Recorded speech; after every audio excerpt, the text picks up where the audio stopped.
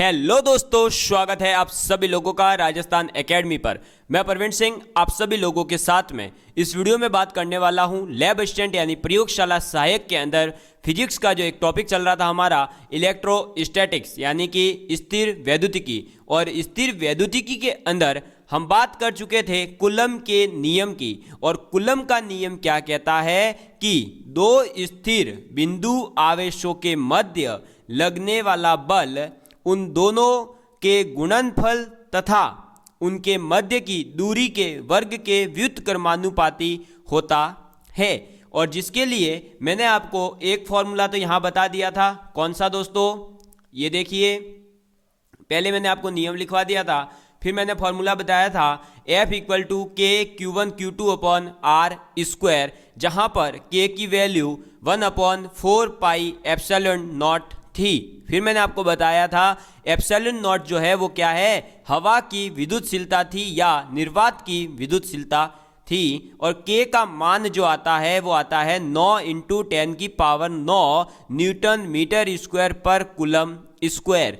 और epsilon naught की जो वैल्यू थी वो थी 8.854 × 10⁻12 कूलम स्क्वायर पर newton metre square. Epsilon naught का डायमेंशनल फॉर्मूला क्या था? m-1 l-3 T4a square. ठीक है।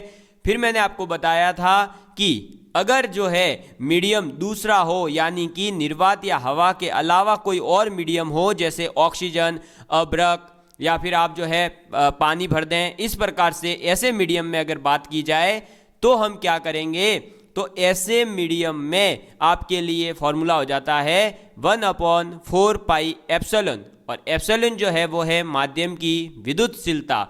और माध्यम की विद्युतशीलता कैसे निकलती है, तो जो भी माध्यम है उसकी परावैद्युतांक यानी डाई इलेक्ट्रिक कांस्टेंट एक होता है, जो कि आपका मैंने कुछ का बता दिया था, जैसे हवा का बताया था, कांच का बताया, अभ्रक का बताया, निर्वात, सुचालक का, रबर का, ऑक्सीजन का, आसुत जल का, ग्लिसरीन का, इनका मैंने बताया था। फिर इनके अंदर मैंने ये भी बताया था कि डाइलेक्ट्रिक कांस्टेंट इक्वल टू होता है epsilon upon epsilon not. Epsilon हो गया मीडियम की परावैद्युतशीलता और आपके एप्सिलॉन नॉट क्या होगा, एयर की विद्युतशीलता। फिर मैंने ये 3 पॉइंट आपको लिखवाए थे। पहला था निर्वात या हवा में विद्युत बल जो है सर्वाधिक लगेगा, कुचालक में निर्वात के कंपैरिजन में कम लगता है और सुचालक से ज़्यादा, क्योंकि सुचालक अगर मीडियम ले लिया गया तो आपका बल जो है शून्य हो जाता है, 0 हो जाता है। उसके बाद में मैंने आपको बताया कूलम के नियम का सदिश निरूपण यानी कि वेक्टर फॉर्म में रिप्रेजेंटेशन कैसे होता है, तो वो था 1/4 pi epsilon not dot Q1 Q2 upon R2 minus R1 का मैग्नीट्यूड का cube into R1 minus R2 vector. R1 और R2 यहाँ पोजीशन वेक्टर थे यानी स्थिति सदिश थे। अब मैं आज आपको क्वेश्चन करवाने वाला हूँ, जिससे कि आप लोगों के जो है दोस्तों क्या हो जाए, थोड़ा सा कॉन्सेप्ट बिल्ड हो कि क्वेश्चन कैसे आ सकते हैं। ठीक है दोस्तों, चलिए तो हम सबसे पहले आज करेंगे क्वेश्चन। और पहला क्वेश्चन आप लोगों के लिए है, और ये क्वेश्चन प्रैक्टिस आप लोगों के लिए बहुत ज़्यादा इम्पोर्टेंट है। तो पहला है कि एक बिंदु आवेश Q1 जिसका मैग्नीट्यूड है 2 कूलम, ठीक है, और वो रखा कहाँ पर है, तो 2,1 पर रखा हुआ है। ठीक। एक दूसरा आवेश है Q2 जिसका मान कितना है, -5 कूलम, और वो रखा हुआ है 2,4 के ऊपर। समझ में आ गई? तो देखो, एक चार्ज Q1 है जो कि है 2 कूलम और रखा हुआ है 2,1 पॉइंट के ऊपर। साथ ही साथ Q2 है जो है -5 कूलम और रखा हुआ है -2 और 4 के ऊपर। अब आपको बताना है कि Q2 पर, किसके ऊपर, Q2 पर Q1 द्वारा लगाया गया बल क्या होगा। समझ में आ गई बात? तो आपके पास में यहाँ पर क्या दे रखा है, उन दोनों बिंदुओं के मध्य का जो जहां रखे हुए मतलब बिंदु वो दे दिया आपको, साथ ही साथ आपको उन दोनों बिंदुओं का जो बिंदु आवेश है उनका मैग्नीट्यूड भी दे दिया। एक का है प्लस का 2 कूलम, एक है माइनस का 5 कूलम। अब यहाँ आप जो है दोस्तों इस क्वेश्चन को दो तरीके से कर सकते हैं।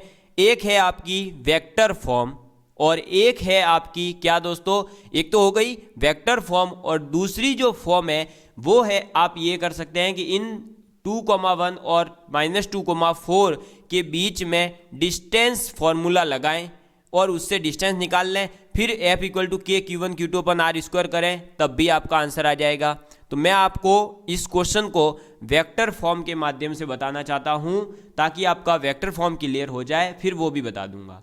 तो देखो Q1 तो रहेगा 2 कूलम ही, लेकिन इस 2 कूलम का जो ये चार्ज रखा हुआ है इसका स्थिति सदिश यानी R1 कितना हो जाएगा, तो 2i cap plus 1j cap. ठीक है, ऐसे ही Q2 कितना है -5 कूलम और R2 कितना हो जाएगा, तो -2i cap plus 4j cap. समझ में आ गई बात। अब देखिए आपको निकालना है Q2 के ऊपर बल, तो आपका क्या हो जाएगा F21।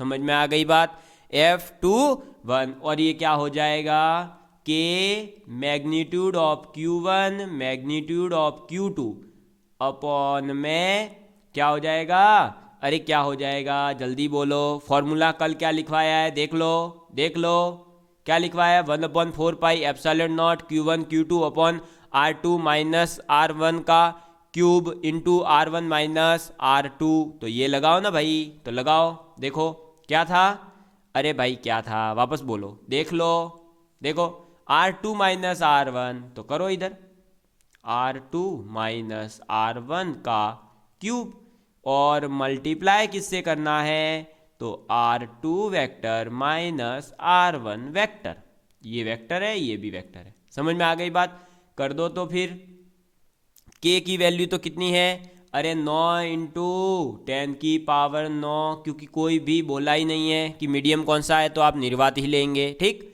फिर देखो Q1 का मैग्नीट्यूड कितना है 2 और Q2 का मैग्नीट्यूड कितना है, अरे Q2 का जो मैग्नीट्यूड देखेंगे तो है 5 कूलम, जो अगर इसका साइन भी देखें तो वो है माइनस, लेकिन मैंने क्या लिखवाया देखो माइनस का साइन नहीं लेंगे, मैग्नीट्यूड लगाए तो हम लेंगे 5 कूलम ही पूरा का पूरा। समझ में आ गई बात, तो यहाँ कितना हो जाएगा 5। समझ में, ठीक है। चलो अब देखिए देखिए देखिए देखिए नीचे R2 माइनस R1 यानी इसमें से इसको माइनस करिए, तो माइनस का 2 और माइनस का 2 माइनस माइनस प्लस, तो हो जाएगा ये माइनस का 4i कैप होगा ऐड लेकिन माइनस साइन के साथ, फिर प्लस का 4j कैप माइनस का 1 यानी कि प्लस का 3j कैप। ठीक है, इसका हो जाएगा क्यूब और इधर भी क्या होगा, ये का ये -4i cap plus 3j cap. ठीक है, और आगे सॉल्व करेंगे तो ये कितना हो जाएगा 5 दूनी 10, 10 यानी ये हो गया 9 इंटू 10⁻10। ठीक है, 10⁻9 है ये और यहाँ से 10 और बन रहा है एक, तो वो यहाँ ऐड हो जाएगा। और बट्टे में क्या है -4i cap plus 3j cap का क्यूब, इसके क्यूब का मतलब क्या हुआ, अरे इसके क्यूब का मतलब क्या हुआ, इसका मैग्नीट्यूड निकालो, वो कितना आएगा, अरे 4 का स्क्वायर 16, 16 और 9 25, 25 का 5, 5 का क्यूब कितना हो जाएगा 125। कैसे, तो देखो जब भी आपको a cap plus bj cap का मैग्नीट्यूड निकालना है तो इसका मतलब होता है a² प्लस b², लेकिन इसका भी इसने तो क्या करा है क्यूब, तो ये 5 आ रहा है तो ये 3, तो 125 और गुणा में हो जाएगा माइनस का 4i cap plus 3j cap. समझ में आ गई बात। ये जो है बल है, तो बल किस में रिप्रेजेंट किया जाता है, न्यूटन के अंदर, तो यही हमारा आंसर है। ठीक है, अरे समझ में आ गई बात। आ गई समझ में बात? ठीक है, ये हुआ वेक्टर फॉर्म से सॉल्यूशन। लेकिन अगर किसी स्टूडेंट को इसमें प्रॉब्लम है तो डरना नहीं है। सेकेंड मेथड कहता है कि हम इस आर, ये जो बिंदु है, एक दे रखा है हमें -2,4 और एक दे रखा है 2,1, इसकी डिस्टेंस तो निकाल ही सकते हैं। तो आप r बराबर क्या कर सकते हो, √x2 - x1 का whole square plus y2 - y1 का होल स्क्वायर कर सकते हैं ये।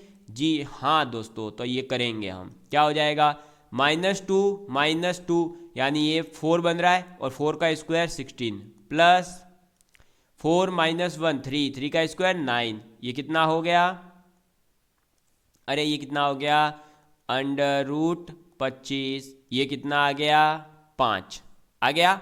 अब देखो f बराबर क्या होता है, KQ1। देखो तो k हो जाएगा 9 × 10⁹, Q1 कितना है 2 गुणा Q2 कितना है -5 अपॉन में r² की वैल्यू कितना हो जाएगा 25। जब आप इसको सॉल्व करेंगे तो ये यहाँ से आ जाएगा कितना दोस्तों 5, और ये हो जाएगा 9 दूनी 18 × 10⁹ अपॉन में 5। और जब आप इसका डिवाइडेशन करोगे तो ये भी माइनस साइन से कोई मतलब नहीं है, साइन का मतलब तो केवल अपोजिट को रिप्रेजेंट कर रहा है, तो उससे हमें टेंशन नहीं लेनी है। हमारा तो जो आंसर है न्यूमेरिकली, अगर आप इसको फिर जब सॉल्व करेंगे और इसको सॉल्व करेंगे तो वो इक्वल ही है। तो आप ये भी कर सकते हैं और ये भी कर सकते हो। समझ में आ गई बात? मैंने दोनों ही तरीके से आपको बता दिया कि आप कैसे जो है आंसर निकाल सकते हो। ठीक है, चलिए अब बढ़ते हैं नेक्स्ट क्वेश्चन की ओर। तो नेक्स्ट क्वेश्चन आ जाता है दोस्तों हमारे पास में कि अगर निर्वात में रखे हुए, आप क्वेश्चन लिखेंगे, निर्वात में रखे 2 बिंदु आवेशों पर बल कितना है 18 न्यूटन। क्वेश्चन ये कह रहा है कि देखो भाई, निर्वात में आपने रख दिए 2 बिंदु आवेश लेकर के, ठीक है, तो उन दोनों के बीच में जो बल लगेगा वो लग रहा है 18 न्यूटन। अब हमने क्या कर दिया कि यदि 1 मिलीमीटर यानी 1 mm मोटाई है, ठीक है, तथा 6 परावैद्युतांक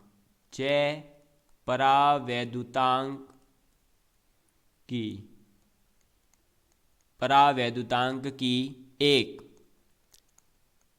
कांच की पट्टिका इनके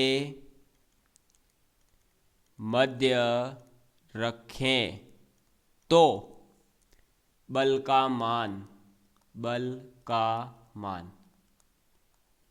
तो देखिए दोस्तों, आपसे कहा कि पहले हमने 2 बिंदु आवेशों को कहाँ रखा है, निर्वात माध्यम के बीच में रख दिया, तब उनके मध्य जो बल लग रहा था वो 18 न्यूटन लग रहा था। लेकिन अब मेरा क्या है, थोड़ा सा दिमाग एडवांस चला और मैंने क्या कर दिया, उन दोनों के मध्य में एक 1 mm की मोटाई वाली 6 परावैद्युतांक है उस कांच का, वो रख दिया। तो बताओ कि अब उनके मध्य बल कितना होगा। तो आपको बता दूं दोस्तों कि जो आपने ये पीछे फॉर्मूले पढ़े हैं, अलग अलग फॉर्मूले, जो देखो ये रहा, एक F माध्यम के लिए 1/4 पाई एप्सिलॉन, और ये जो पढ़े हैं, और एप्सिलॉन R, देखो एक ये था एप्सिलॉन R इक्वल टू क्या होता है, ε/ε0। तो इन दोनों को यूज करके आपको मैं डायरेक्ट यहाँ एक फॉर्मूला बता रहा हूँ कि F मीडियम में जो लगता है वो हो जाता है आपका F/εr। ठीक है, F मीडियम जो होता है वो होता है F/εr, और F की वैल्यू हुई निर्वात में कितना बल लग रहा है तो 18 न्यूटन। और एप्सिलॉन आर जो है परावैद्युतांक वो इसने खुद ने दे दिया, कितना 6। तो आपका एफ एम कितना हो जाएगा 18/6 यानी कि 3 न्यूटन। एक ही लाइन का क्वेश्चन था, आंसर आ गया है।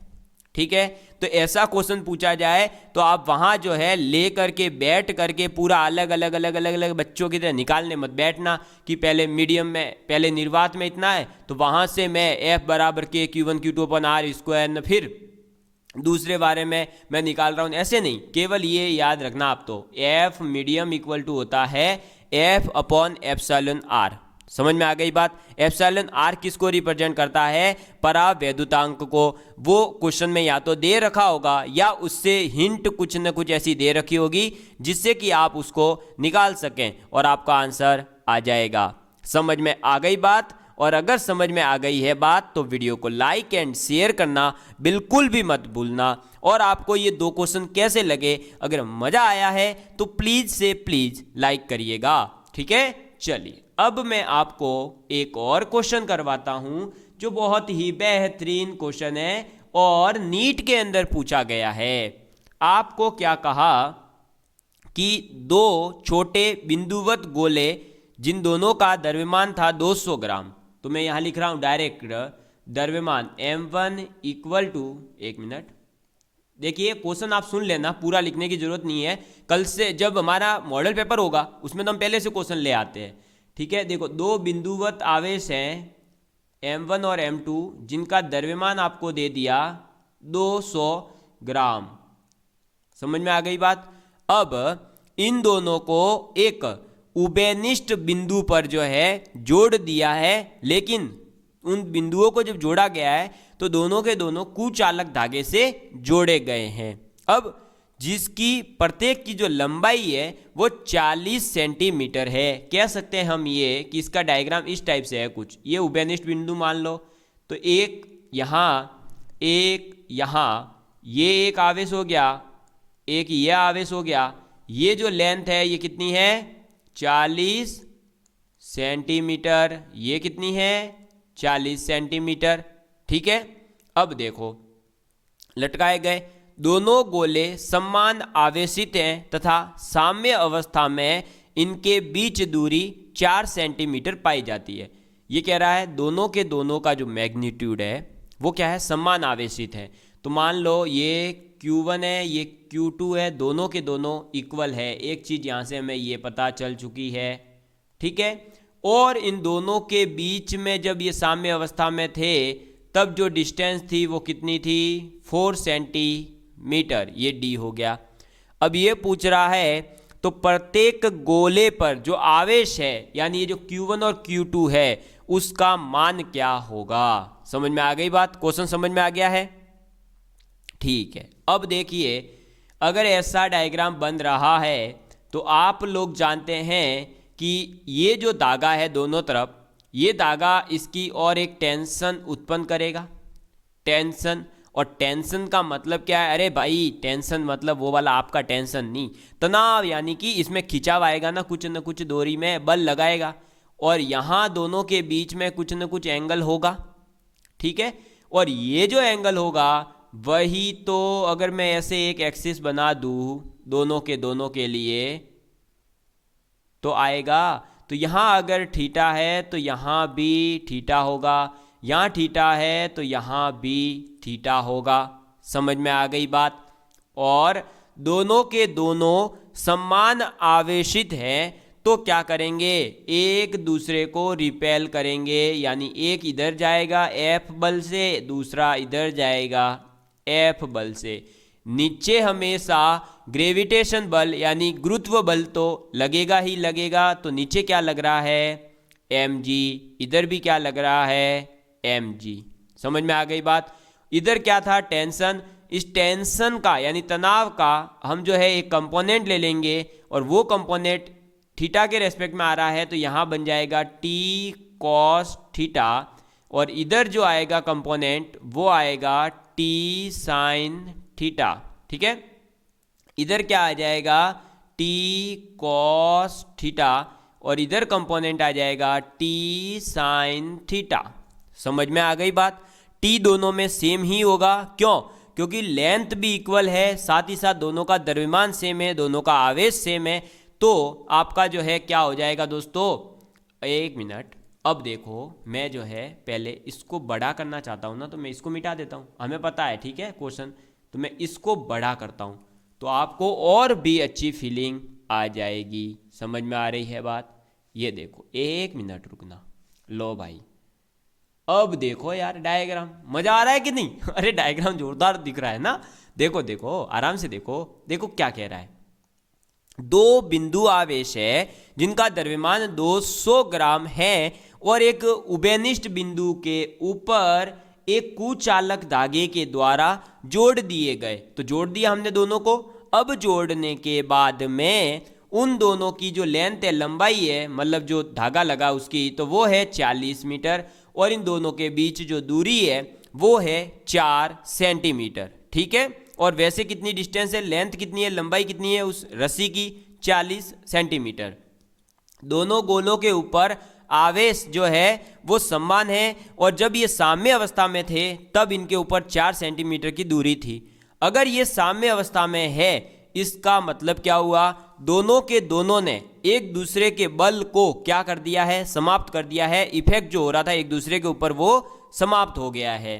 अब इस तरफ और ये जो ऐप आपके लग रहे हैं, ये कौन से ऐप होंगे, इन दोनों के मध्य इलेक्ट्रोस्टैटिक जो फोर्स लगेगा वो, और जो नीचे लग रहा है ये mg, ये mg कौन सा बल है, गुरुत्व बल, और ऊपर टेंशन लगेगा जो मैंने कंपोनेंट निकाला, एक टी कॉस थीटा काम आएगा हमारे और इसका भी टी कॉस थीटा काम आएगा, और इसके अपोजिट में दोनों तरफ sine t sine theta t sine theta लग रहे हैं।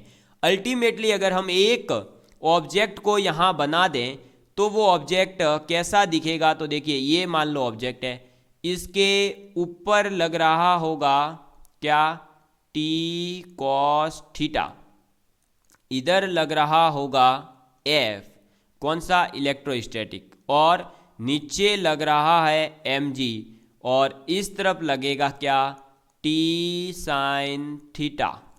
समझ में आ गई बात?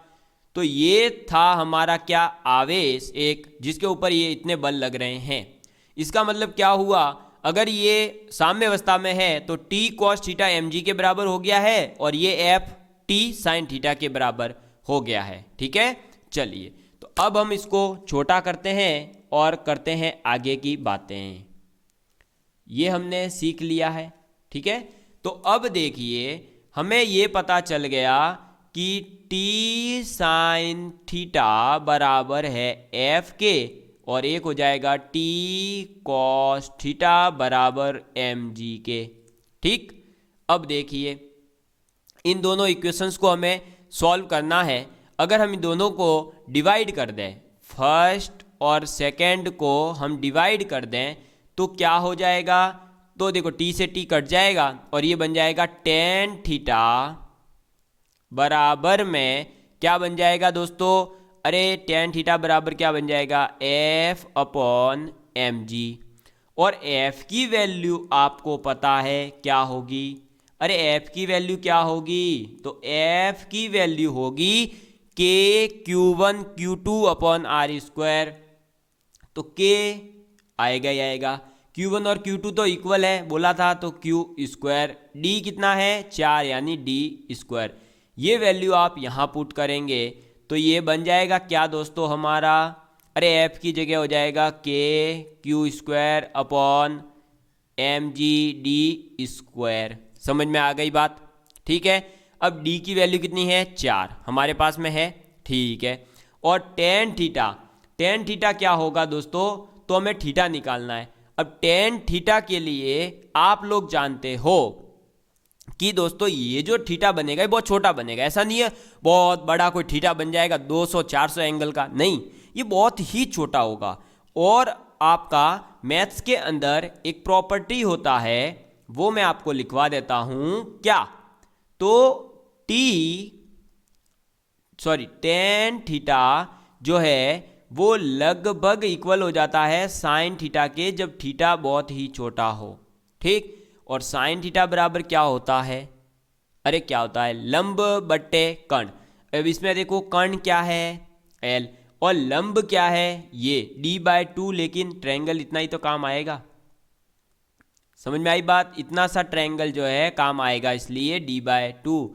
तो ये हो जाएगा लंब बटे कर्ण, और ये हो जाएगा सॉल्व होकर के कितना, अरे d/2l, और d की वैल्यू कितनी है 4, और l की वैल्यू कितनी है 40 इंटू 2 80, ये कट के आएगा 1/20, यानी tan थीटा की वैल्यू जो आएगी 1/20 आएगी। m की वैल्यू दे रखी है, d की वैल्यू दे रखी है, q की वैल्यू निकालनी है, k की वैल्यू पता है, g की वैल्यू 10 ले सकते हैं, बस तो आंसर आ गया।